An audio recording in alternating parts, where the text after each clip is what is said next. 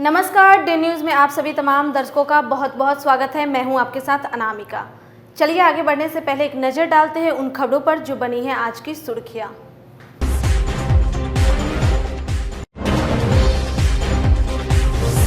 केंद्र सरकार के नए कृषि कानून के विरोध का जिले में भी दिखा असर। रेल चक्का जाम कर किसान संगठनों ने किया प्रदर्शन।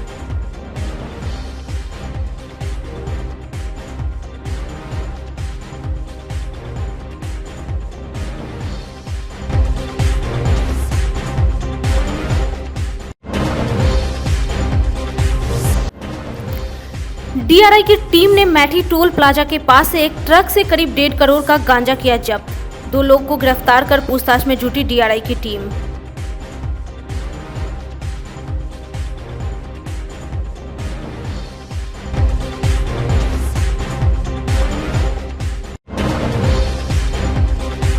और स्वामी सहजानंद स्मृति समारोह में 7 मार्च को जुटेंगे पूरे देश से ब्रह्मऋषि समाज के लोग, करेंगे आत्ममंथन।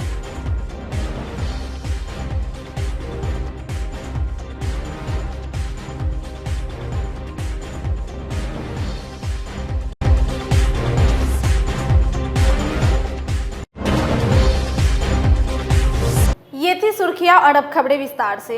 सरकार के 3 नए कृषि कानूनों के खिलाफ किसान संगठनों ने आज पूरे देश भर में रेल चक्का जाम किया।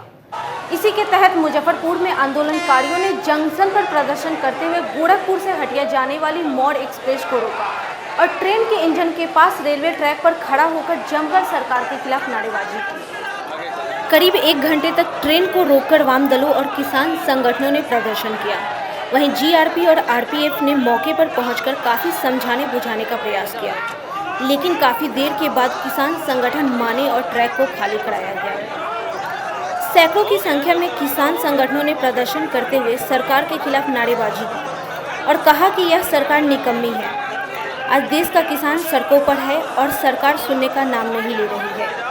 अगर यह काला कानून वापस नहीं लिया जाता है तो आंदोलन जारी रहेगा। किसान आंदोलन ने मोदी सरकार की नींदें हराम कर दी हुई है। मोदी सरकार को ये तीनों काले कृषि कानून को वापस लेना ही होगा।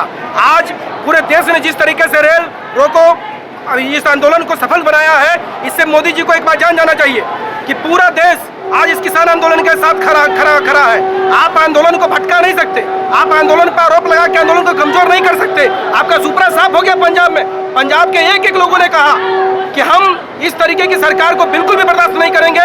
जो सरकार देश के किसानों पर हमला करेगी, देश के खेती पर हमला करेगी, देश के कृषि पर हमला करेगी। इसलिए सरकार की उल्टी गिनती शुरू हो गई हुई है। सरकार को तीनों काले कृषि कानून को वापस लेना होगा, नहीं तो आने वाले समय में बीजेपी को सत्ता से हटना होगा। आज ये अखिल भारतीय किसान संघर्ष समन्वय समिति, जिसका कार्यक्रम आज 2 महीने से ज़्यादा से दिल्ली के सरहदों पर चल रहा है। किसान लोग वहाँ धरने पर बैठे हैं। 200 से ज़्यादा शहीद हो गए, लेकिन यह कुंभकर्णी सरकार, ये हमारे प्रधानमंत्री नरेंद्र मोदी को उन्होंने यह 3 जो काला कानून है अभी तक वो उनको वापस लेने का जू नहीं रेग रहा है। और इसी कड़ी में मुजफ्फरपुर किसान संघर्ष समन्वय समिति ने यह फैसला लिया और अखिल भारतीय पैमाने पर कि पूरे अखिल भारतीय पैमाने पर देश के अंदर यह चक्का जाम होगा।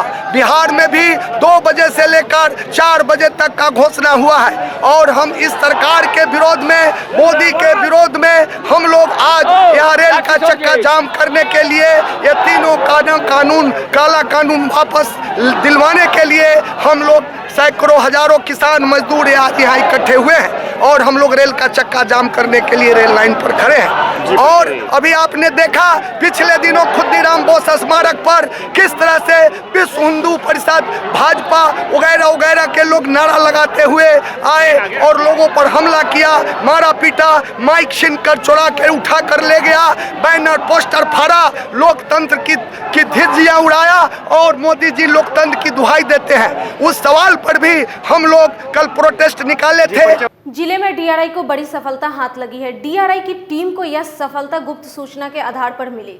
दरअसल त्रिपुरा के अगरतला से हाजीपुर जा रहे एक ट्रक से लगभग 1,500 किलोग्राम गांजा बरामद किया गया है। वहीं ट्रक के साथ दोनों ड्राइवर को गिरफ्तार कर लिया गया है। यह कामयाबी डीआरआई को गायघाट के मैठी टोल प्लाजा के समीप से मिली है। वहीं गांजे की रकम लगभग 1.5 करोड़ रुपए बताई जा रही है। साथ ही गिरफ्तार लोगों में एक लुधियाना और एक दार्जिलिंग का रहने वाला बताया जा रहा है। फिलहाल पूछताछ और छानबीन की जा रही है। गुरुवार को सर्किट हाउस में पूर्व मंत्री सुरेश कुमार और पूर्व मंत्री अजीत कुमार के द्वारा संयुक्त रूप से प्रेस वार्ता कर आगामी 7 मार्च को महेश प्रसाद साइंस कॉलेज के मैदान में स्वामी सहजानंद स्मृति समारोह मनाने की घोषणा की। पूर्व मंत्री सुरेश कुमार ने बताया कि भारत की आज़ादी की लड़ाई और उसके बाद के वर्षों में ब्रह्म ऋषि समाज ने देश को जोड़ने का काम किया, परंतु विगत कुछ वर्षों से ब्रह्म ऋषि समाज के युवा अपने इतिहास को भूल चुके हैं। इसलिए इस समारोह का आयोजन करने का निर्णय लिया गया है। तो आज यह आवश्यकता हुई है कि ब्रह्मर्षि समाज एकजुट होकर उसमें दल वगैरह से ऊपर उठकर यह समाज को एकत्रित करने और समाज में अच्छे कामों के लिए प्रोत्साहित करने और जो इसमें कुरीतियाँ आ गई है, जो गिरावट आई है, उसमें सुधार के लिए यह ब्रह्मर्षि एकीकरण का पूरे बिहार में अभियान चल रहा है और वह अभियान मुजफ्फरपुर उत्तर बिहार की घोषित राजधानी से प्रारंभ किया जा रहा है। इसमें सभी तरह के छोटे बड़े किसी भी पॉलिटिकल पार्टी, पूर्व के मंत्री, पूर्व के विधायक, वर्तमान के मंत्री, वर्तमान के विधायक, ये सभी लोग इसमें सम्मिलित होकर के इस कार्यक्रम में गौरवशाली इतिहास को कायम करेंगे, जिससे बिहार का विकास होगा और यह समाज जो आज ह्रास की स्थिति में है इसका भी विकास होगा और हम दूसरे समाज को गले लगाएंगे। जो मेरा इतिहास रहा है दूसरे के लिए करने का, और दूसरे फिर हमें सम्मान देंगे, इस सामंजस्य को कायम करने के लिए यह ब्रह्मर्षि समाज एकत्रित होकर के 7 मार्च को यह पूरे बिहार में महेश सिंह साइंस कॉलेज में यह आयोजन किया जाएगा, जिसमें हम अपने अतीत के इतिहास को दोहराएंगे, उसकी झांकी देंगे और उनके किए गए काम पर हमारे समाज प्रयत्न करे, नौजुवक लोग आवे, आप स्किल्ड बनिए। आप एम्प्लॉय बनने से ज़्यादा अच्छा है कि आप एम्प्लॉयर बनने की कोशिश कीजिए। निगम सभागार में गुरुवार को नगर आयुक्त विवेक रंजन मैत्रे ने आंतरिक बैठक नगर निगम कर्मियों के साथ की। बैठक में 7 निश्चय के तहत चल रहे कार्यों की समीक्षा की गई। उप नगर आयुक्त विशाल आनंद ने बताया कि वित्तीय वर्ष की समाप्ति में महज कुछ दिन बचे हुए हैं। इसे लेकर वित्तीय वर्ष में किए गए कार्यों की समीक्षा की जा रही है। वहीं नए वित्तीय वर्ष में बजट को लेकर भी चर्चा की गई। आंतरिक बैठक कर रहे हैं कार्यालय के सभी कर्मी को और सभी पदाधिकारी जो हैं सेक्शन वाइज, वो सभी इस बैठक में हम लोग बात कर रहे हैं कि 7 निश्चय में कैसे हम लोगों को आगे बढ़ना है। कुछ बिंदु ऐसे हैं जिसमें हम लोग थोड़ा पिछड़ रहे हैं, तो उसमें और तेजी कैसे लाई जा सकती है उस पर विचार हो रहा है। इसके बाद हम लोग बजट की जो बैठक है, बजट के संबंध में जो तैयारियां चल रही हैं, पहले से भी काम चल रहा है, उसका अभी आज हम लोग रिव्यू कर रहे हैं, क्योंकि अब बजट को हम लोग को फाइनल करना है ताकि वो फिर बोर्ड और स्थायी समिति पे उसको हम लोग उसका प्रस्ताव ले जा सकें। फाइनेंशियल ईयर की समाप्ति भी है, तो कुछ उसको लेकर भी चर्चा हुई जी। फाइनेंशियल ईयर की समाप्ति के पूर्व ही ये बजट का काम होता है और जो विभागीय आदेश है उस विभागीय आदेश के आलोक में हम लोगों का बजट का जो प्रारूप है करीब फाइनल हो चुका है। और ये चूँकि ये गोपनीय होता है, ये स्थायी समिति में पहले उसके अप्रूवल के लिए जाता है, उसके बाद ही हम लोग उसको बोर्ड में ले जाते हैं। तो इस संबंध में सभी जो शाखाएं हैं और सभी पदाधिकारी हैं, उनके महत्वपूर्ण जो सलाह है, उनकी जो महत्वपूर्ण जो भी उनका डिटेल्स है वो हम लोग देख रहे हैं। और जो माननीय पार्षद और जो पब्लिक की तरफ से भी जो सलाह आई है वो हम लोग उसका भी हम लोग अध्ययन कर रहे हैं और हम लोग उम्मीद कर रहे हैं कि बहुत जल्द इसको हम लोग फाइनल उसको कर लेंगे, फाइनल उसका ड्राफ्ट बना लेंगे और उसको फिर हम आगे उसकी कार्रवाई के लिए स्थायी समिति में ले जाएंगे। बिहार विद्यालय परीक्षा समिति द्वारा मैट्रिक की आयोजित परीक्षा गुरुवार को दूसरे दिन भी शांतिपूर्ण तरीके से संपन्न हुआ। दूसरे दिन दोनों शिफ्ट में गणित की परीक्षा हुई।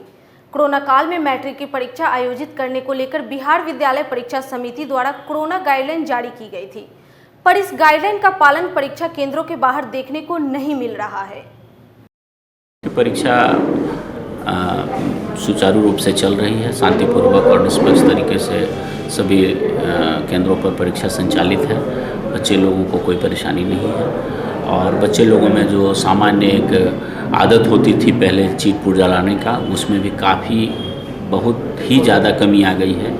बल्कि अब फ्रिस्किंग में के दौरान भी बहुत ही कम अवांछित कागजात उन लोगों के पास पाए जाते हैं। फिलहाल अभी सभी जगह एग्जामिनेशन अच्छे से चल रहा है। कोरोना गाइडलाइन का सही से पालन बहुत सारे केंद्रों पर नहीं होता दिख रहा है सर। देखिए, कोरोना को लेकर के हम लोगों ने सेंटर का स्ट्रेंथ पहले से ही घटा दिया है। तो अब बच्चे लोगों को हम लोग जो दुपट्टा लाते हैं या रुमाल लाते हैं, हम लोग उसी को कम से कम बोलते हैं, कम से कम उसका चेहरा ढक करके रखिए ताकि एक दूसरे से इन्फेक्शन ना फैले। लगातार कक्षाओं में इसका अनाउंसमेंट भी हम लोग करवा रहे हैं और निश्चित रूप से इसमें अगर जब तक बच्चे लोग साथ नहीं देंगे तब तो एक कोरोना से एक्सपोजर हो जाएगा। प्रशासनिक स्तर से जो हम लोगों को करना था हम लोगों ने तो कर दिया। आज मेरा सेंटर जो है कुल मिलाकर के ज़िले में 74 सेंटर हो गए हैं केवल स्ट्रेंथ घटाने के कारण। अब बच्चों का दायित्व है कि वो कम से कम कोरोना गाइडलाइन के अनुसार से मास्क का प्रयोग निश्चित करें। आपके माध्यम से भी मैं ये संदेश देना चाहता हूँ। पुलिस बल की कमी के कारण से जो धारा 144 लगाई गई है उसका भी सही से पालन नहीं, सेंटर के आस देखिए है क्या कि प्रत्येक सेंटर जो है वो एकदम मार्केट बाज़ार में स्थित है और जहाँ बच्चे बैठ रहे हैं वहाँ से जो एक माहौल हमको एग्जामिनेशन का देना है वो हम लोग दे रहे हैं। और अगर ऐसी कहीं भी अवहेलना पाई जाएगी तो हम लोग इस पर अगर स्पेसिफिक कहीं शिकायत है, क्योंकि हम लोग भी 2, 4, 5 सेंटर प्रत्येक दिन घूमते हैं और कहीं पर कोई दिक्कत नहीं है। आज भी हमने सेंटर पे घूमा है, लेकिन अगर कहीं स्पेसिफिक शिकायत मिलेगी तो हम लोग वहाँ पे कार्रवाई करेंगे। मृतकों के अंतिम संस्कार में अब लकड़ी का प्रयोग नहीं किया जाएगा। इसके लिए विद्युत शवदाह गृह बनाए जाएंगे। सरकार ने पर्यावरण संरक्षण के लिहाज से यह फैसला लिया है। इस संबंध में सभी निकायों को निर्देश जारी कर दिए हैं। हिंदू धर्म में अंतिम संस्कार के लिए लकड़ी का प्रयोग किया जाता है। इससे पर्यावरण को नुकसान हो रहा है। इसी के मद्देनजर एनजीटी के केंद्र सरकार से लकड़ी के जरिए अंतिम संस्कार करने पर रोक लगाने की मांग की थी। सरकार ने लकड़ी से अंतिम संस्कार पर रोक तो नहीं लगाई, लेकिन राज्य सरकारों को विद्युत शवदाह गृहों के उपयोग करने को लेकर निर्देश जारी कर दिए हैं। केंद्र सरकार के दिशा निर्देश के अनुरूप बिहार सरकार के निर्देशों के बाद मुजफ्फरपुर नगर निगम भी विद्युत शवदाह गृह निर्माण की योजना में जुट गई है। अधिशासी अधिकारी अशोक कुमार सिन्हा ने बताया कि पर्यावरण संरक्षण के लिए हर संभव कदम उठाए जाएंगे। सरकार के निर्देशों के अनुरूप कार्रवाई की जा रही है। वहीं मेयर सुरेश कुमार ने बताया कि सिकंदरपुर मुक्तिधाम और लकड़ी ढाई स्थित बर्निंग घाट का निरीक्षण कर जल्द ही विद्युत शवदाह केंद्र बनाए जाएंगे। जी, वो ये 2 इलेक्ट्रिक क्रिमटोरिया और 4 वुडन क्रिमटोरिया का प्रस्ताव है, जिसके लिए हम लोग साइट सिलेक्शन करने माननीय महापौर जी के साथ निकले हैं और यहाँ भी हम लोग खड़े हैं यहाँ पर ये लकड़ी ढाई घाट पे। तो यहाँ का तो साइट सिलेक्शन में अनुकूल नहीं पाया गया, लेकिन मुक्तिधाम के पास जो साइट है तो इसके लिए उत्तर भाग में जो वो अनुकूल है उस पर हम लोग विचार कर रहे हैं। ट्रिब्यूनल उसके मद्देनज़र ये आदेश है कि स्वच्छ, सुंदर और हरियाली रखना है। उसी के मद्देनज़र एक सरकार का आदेश हुई है कि शवदाह गृह बनानी है शहर में 2 जगह इलेक्ट्रिक का। उसमें है कि जो शव जो जलते हैं तो लोग उसको गंगा में आधा आधा प्रवाह कर देता है, बहुत सारा चीज़ उसमें होती है। तो वो चूँकि विद्युत का होता है कि हम लोग चाहते हैं कि विद्युत से हो कि उसमें पूरा राख हो जाता है, उससे पर्यावरण को नुकसान नहीं होती है। उसी के मद्देनजर हम लोगों ने देखा है अभी। और लकड़ी ढाई में जैसा कि सुर साहब बताया है कि ये बाढ़ में ये दह जाएगा, ये बह जाता है, ये जगह जो देख रहे हैं आप लोग, और कटाव का ज़्यादा चांस रहता है। तो जो सिकंदरपुर जो मुक्तिधाम है जो वहाँ बना हुआ है, वहाँ नगर निगम की और भी संपत्ति है उत्तर साइड में, वो बहुत बढ़िया है, वहीं पर हम लोग बनवाएंगे। और सेकेंड कोशिश रहेगी हमारी कि एक हमारे आगे में पहाड़पुर घाट है, वो भी सरकार का जगह है, बिहार सरकार का है, शमशान के नाम पर ये सरकार का रजिस्टर्ड किया हुआ है, वहाँ भी देख लेंगे। लेकिन हम लोगों ने फाइनल किया है सिकंदरपुर श्री घाट ही, चूँकि वो रजिस्टर्ड भी है सारा वहाँ से। हाँ, वहाँ जलता भी है और सब वहाँ पर मुक्तिधाम जो रजिस्टर्ड है वहाँ पर है। गुरुवार को जदयू के अति पिछड़ा प्रकोष्ठ के प्रदेश अध्यक्ष संजय कुमार मालाकार सीतामढ़ी जाने के क्रम में इमली चट्टी स्थित जदयू कार्यालय पहुंचे, जहां जदयू कार्यकर्ताओं ने पुष्प गुच्छ देकर स्वागत किया। संजय कुमार मालाकार ने मीडिया को संबोधित करते हुए कहा कि जिला से उम्मीद है कि हमारी पार्टी को मजबूत संगठन प्रदान करेगी। साथ ही कहा कि हमें उम्मीद है कि आने वाले समय में जदयू बड़ी पार्टी बनकर उभरेगी। हम अति पिछड़ा समाज से आते हैं और अति पिछड़ा प्रदेश अध्यक्ष होने के नाते अति पिछड़ा समाज पर पूरी मजबूती से जदयू के साथ रहेगा। मुख्यमंत्री नीतीश कुमार अति पिछड़ा के बारे में सबसे ज्यादा सोचने वाले नेता है। धन्यवाद देना चाहते हैं अपने माननीय मुख्यमंत्री जी को और राष्ट्रीय अध्यक्ष आरसीपी बाबू को कि हम लोग जैसे कार्यकर्ता को इतनी बड़ी जवाबदेही दिए हैं और हम बहुत पुराने कार्यकर्ता हैं पार्टी के और मेरे कार्य को देखते हुए आज प्रदेश अध्यक्ष बनाए हैं। हम पूर्ण विश्वास दिलाते हैं अपने पार्टी और अपने नेता को कि हम निष्ठापूर्वक इस कार्य को करेंगे और पूरे मजबूती से आने वाला समय में यह संगठन बहुत मजबूत होगा मेरे नेतृत्व में।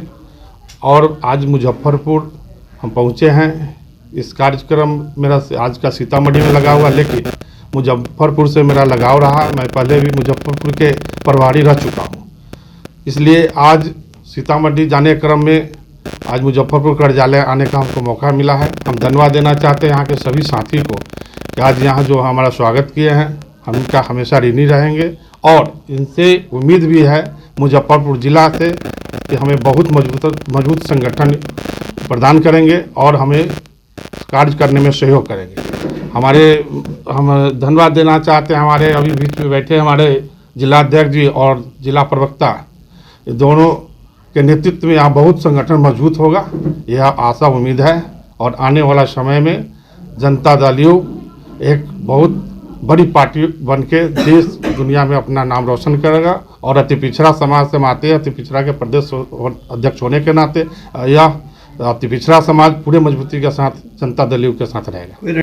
गुरुवार को अखाड़ाघाट स्थित गायत्री शक्तिपीठ के प्रांगण में हरिद्वार के वरिष्ठ प्रतिनिधि ब्रजकिशोर त्रिभुवन, संतोष पांडे और डॉक्टर अजय कुमार द्वारा आपके द्वार पहुंचे हरिद्वार उप जोन स्तरीय कार्यकर्ता प्रशिक्षण कार्यक्रम का आयोजन किया गया। प्रशिक्षण के अंतर्गत प्रतिनिधियों द्वारा शक्ति कुंज हरिद्वार द्वारा कोरोना काल में हरिद्वार में आयोजित कुंभ स्नान में श्रद्धालुओं के आने जाने में तथा वहां के कठिनाइयों के बारे में विस्तार से बताया गया कि कुंभ स्नान में गंगा स्नान का बहुत बड़ा महत्व है। मौके पर ललिता ईश्वर प्रसाद सिंह, बबलू तिवारी सहित सक्रिय सदस्य उपस्थित रहे। मुजफ्फरपुर जिला के अंतर्गत जो भी रजिस्टर्ड हमारे जो प्रज्ञापीठ, शक्तिपीठ है या चरण पीठ है, तो उसके वो 6 हम लोग अपना यहाँ पर रजिस्टर्ड हैं, जिसके माध्यम से हम लोग प्रत्येक शक्तिपीठ के चारों तरफ के जो 11 गांव हैं, प्रत्येक गांव के 24-24 घर को चुना गया है। तो इसके हिसाब से लगभग मतलब 1500 गांव मैंने घरों में ये मतलब देव स्थापना चित्र जाएगा और गंगा जल जो यहाँ कुंभ का गंगा जल आया है वो भी स्थापित किया जाएगा। गुरुवार को बेला स्थित रामकृष्ण मिशन सेवा आश्रम में धर्म बहुलता, सामाजिक समरसता और अंतरधर्मीय संवाद विषय पर राष्ट्रीय सेमिनार का आयोजन किया गया। Indian Council of Philosophy Research के chairman professor RC Singh seminar में मुख्य अतिथि के तौर पर शामिल रहे। पूर्व DGP DN Gautam, Swami Atma Shraddhanand, professor Kumar Ratna, Madhepura विश्वविद्यालय के vice chancellor professor RP Srivastava सहित कई गणमान्य लोगों ने विभिन्न धर्मों के आपसी समरसता विषय पर प्रकाश डाला। आज के सेमिनार ICPR के सहयोग से रामकृष्ण मिशन सेवाश्रम द्वारा किया जा रहा है। यह सेमिनार का उद्देश्य है कि लोग विभिन्न धर्मों की जानकारी प्राप्त करें और उनमें आपसी सामंजस्य, सहयोग और समरसता का भाव हो। इसके लिए विभिन्न राज्यों के विश्वविद्यालयों के विद्वान यहाँ आए हुए हैं, उनका वक्तृता होगा।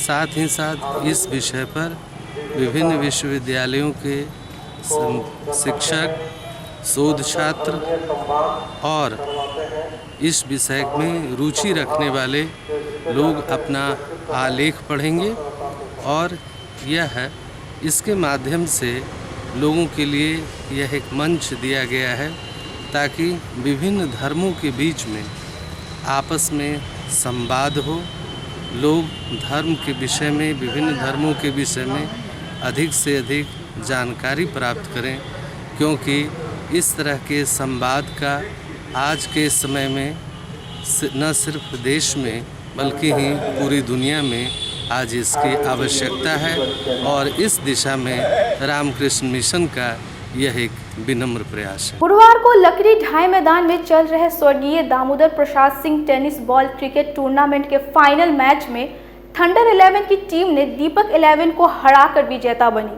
फाइनल मैच में मुख्य अतिथि के तौर पर शामिल मेयर सुरेश कुमार, वार्ड पार्षद राकेश कुमार पप्पू, पवन राम बबलू, पूर्व वार्ड पार्षद बबलू ठाकुर सहित कई गणमान्य लोगों द्वारा रनर और विनर टीम के खिलाड़ियों को पदक से सम्मानित किया गया।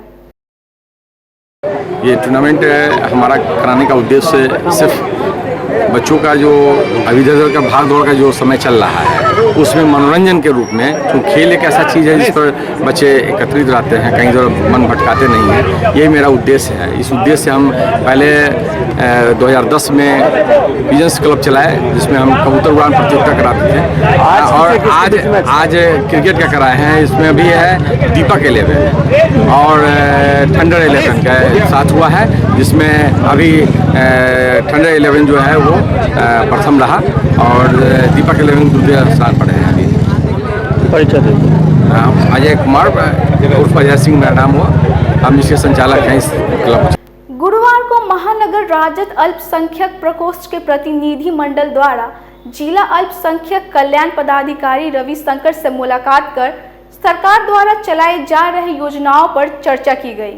महानगर राजद अल्पसंख्यक प्रकोष्ठ के अध्यक्ष पाले खाने, महानगर राजद अल्पसंख्यक प्रकोष्ठ के प्रधान महासचिव सह वार्ड पार्षद अब्दुल बाकी, महानगर राजद के महासचिव मोहम्मद हबीब हुसैन इस प्रतिनिधि मंडल में शामिल थे।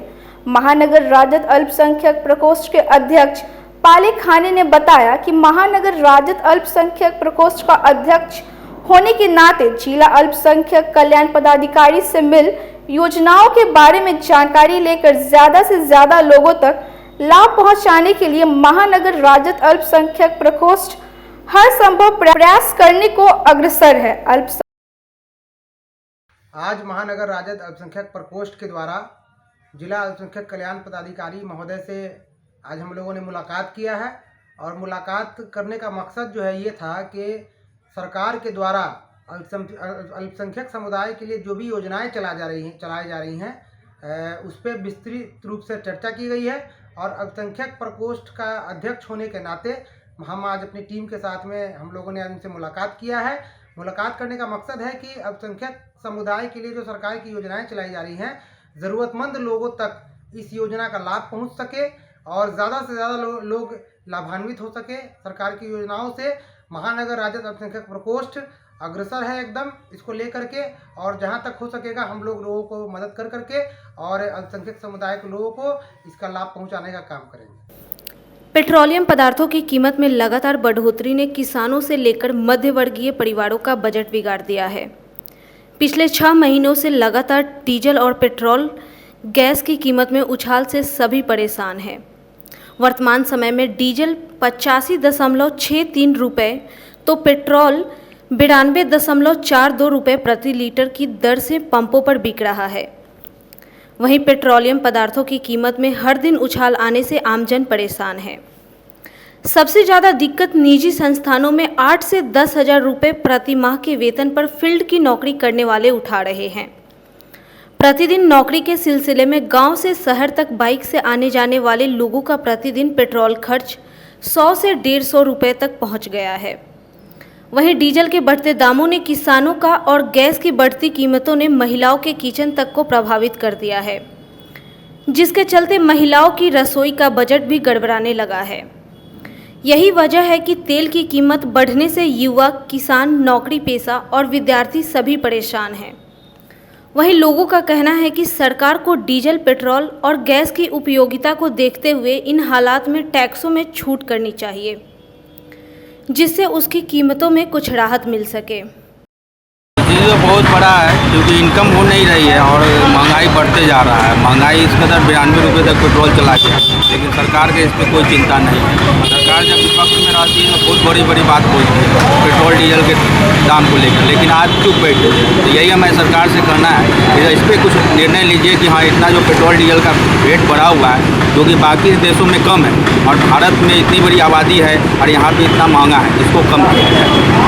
प्रभाव पड़ा है क्योंकि अभी तुरंत कोरोना काल में हर जगह देख रहे हैं कि जो किस तरीक़ा से भूखमरी का स्थिति उत्पन्न हो गया था और तुरंत अभी इतना ज़्यादा गैस का रेट बढ़ जाना कहीं ना कहीं बजट को पूरा मतलब ख़राब करके रख दे रहा है। और पहले जो था वो 300 साढ़े 300 रुपये था और मोदी जी जब से आए हैं उस वक्त से जो है 2 गुना क्या 3 गुना रेट हो गया है। तो कहीं ना कहीं तो प्रभाव पड़ रहा है क्योंकि आमदनी तो वहीं का जस का तस पड़ा हुआ है, आमदनी तो है नहीं, जो पहले था आमदनी उतना ही है। और कहीं ना कहीं अगर महंगाई अगर बढ़ेगी तो हर एक आदमी को, मान लीजिए कि जो जिसके पास आमदनी हो रहा है वो तो ठीक है, अगर जिसके पास आमदनी नहीं है, गरीब आदमी है, उसका क्या, जो 300 रुपया रोज कमाता है उसके लिए क्या, वो एक दिन क्या 3 दिन 4 दिन कमाएगा, उसके बाद फिर उसको मतलब एक गैस का सिलेंडर ला पाएगा, कहाँ से लाएगा वो। कि पहले जो पेट्रोल की कीमत थी वो 70-75 के आसपास थी और रिसेंट में उसकी रेट अभी 90 के प्लस जा रही है। तो मैं खुद स्कूटी यूज़ करने वाली हूँ तो मुझे पता है कि पर डे हम लोग को आसपास 100 एबव पर लीटर लग ही जाते हैं। तो एज अ वर्किंग वूमेन मुझे पेट्रोल की कीमत से जो इंक्रीजिंग हुई है उससे बहुत ज़्यादा प्रॉब्लम होती है और मे बी और भी लोगों को होती होगी जो भी यूज़ करते हैं कोई भी व्हीकल्स, चाहे वो 2 व्हीलर हो या 4 व्हीलर हो। पेट्रोल, डीजल और गैस की बढ़ती कीमतों को लेकर विपक्ष भी सरकार पर हमला करने से नहीं चूकना चाहती है। मीनापुर विधायक मुन्ना यादव का कहना है कि केंद्र और राज्य सरकार गरीबों को टारगेट कर कीमतों में इजाफा कर रही है। उज्ज्वला योजना के तहत गरीबों को गैस सिलेंडर और चूल्हा तो दिया गया, पर गैस की कीमतें अब इतनी बढ़ गई है कि लोगों के घर में चूल्हा जलना तो मुश्किल हो गया है। तेल के दाम तो कच्चा तेल का दाम कम रहा है, यहाँ इंडिया में बढ़ रहा है। इंडिया से सस्ता नेपाल में है। यहाँ से जो तेल जाता है नेपाल वो सस्ता है यहाँ से नेपाल में। तो इधर देश की जनता को समझना है कि रे भाई, तेल के बहाने जो है गरीब का खून चूस रहा है लोग। अभी रसोई गैस में वृद्धि हुई है, सब वृद्धि होगा, सब्सिडी कट गया, सबके घरे घरे चूल्हा पहुंचा दिए, 4 करोड़ जो है चूल्हा बांट दिए, गैस बांट दिए। आप गांव में जाकर देखिए, जितना सिलेंडर ले गया था उसमें से आधा लोग बेच दिया। अब 900 रुपये सिलेंडर गरीब आदमी खरीदेगा, 400 रुपया वृद्धा पेंशन के लिए 4 बार लोग बैंक में दौड़ता है। 900 रुपया का चूल्हा खरीदेगा। गांव गंवई में अभी भी वही लकड़ी या वही पत्ता चुन रहा है लोग। सब जगह लूट मचा हुआ है। गरीब के हित में जो भी चीज पहले थी वो सब कोई सरकार ने खत्म कर दिया। जिला राजद कमेटी ने जननायक कर्पूरी ठाकुर की पुण्यतिथि जूरन छपरा स्थित आरजेडी कार्यालय में बड़े ही धूमधाम से मनाई। इस दौरान जिला अध्यक्ष रमेश गुप्ता, राजद प्रवक्ता वसीम अहमद मुन्ना सहित कई राजद नेता और कार्यकर्ता ने उनके चित्र पर पुष्प चढ़ाकर श्रद्धासुमन अर्पित किया। राजद जिला अध्यक्ष रमेश गुप्ता ने कहा कि जननायक कर्पूरी ठाकुर की पुण्यतिथि मनाते हुए हम लोग याद कर रहे हैं। गरीबों के लिए उन्होंने क्या किया, उन्हें झोपड़ी का लाल कहा जाता था। जब पहली बार वो मुख्यमंत्री बने तो 7वां तक का फीस माफ़ करने का काम किया था और जब दूसरी बार मुख्यमंत्री बने तो मैट्रिक तक के शिक्षा का फीस माफ़ करने का काम किया। आज हम लोग के नेता और हम लोग के पुरखा जननायक कर्पूरी ठाकुर जी का 33वीं पुण्यतिथि मनाई जा रही है। आज पूरे बिहार में राष्ट्रीय जनता दल प्रखंड से लेकर जिला स्तर तक उनकी पुण्यतिथि मना रही है। पुण्यतिथि मनाते हुए हम लोग उनको याद कर रहे हैं कि गरीब के लिए उन्होंने क्या किया। वो उनको झोपड़ी के लाल कहा जाता था, गुदरी के लाल कहा जाता था और पहला बार जब मुख्यमंत्री बने तो उन्होंने 7वां तक के माने फीस माफ़ करने का काम उन्होंने किया था और सेकेंड बार जब 77 में मुख्यमंत्री उन्होंने बनने का काम किया तो मैट्रिक तक का शिक्षा का फीस माफ़ करने का काम किया। और जो बच्चे इंग्लिश में फेल कर जाते थे उनके लिए भी नॉन इंग्लिश माने इंग्लिश में फेल भी है तो भी मैट्रिक पास कर जाए, इसके लिए वो गरीब के लिए अक्सर सोचा करते थे। और गरीब की लड़ाई बहुत ज़मीन से लेके और सदन तक, खलिहान से लेके सदन तक वो लड़ने का काम करते थे। आज राष्ट्रीय जनता दल उन्हीं के पद चिन्हों पर चल के, और हमारे नेता माननीय लालू यादव जी उनके एक नंबर के अनुयायी थे और उन्होंने उन्हीं के कदमों पर चल के बिहार में सरकार बना के और गरीबों को देखने का काम उन्होंने किया। बिहार के पूर्व मुख्यमंत्री गुदरी के लाल जननायक कर्पूरी ठाकुर के 33वीं पुण्यतिथि के अवसर पर नागरिक मोर्चा के द्वारा भारत माता नमन स्थल पर श्रद्धांजलि सभा का आयोजन किया गया। मोर्चा के महासचिव मोहन प्रसाद सिन्हा, वरिष्ठ समाज सेवी अंजनी कुमार पाठक सहित दर्जनों लोगों ने उनके चित्र पर पुष्प चढ़ाकर श्रद्धासुमन अर्पित किया।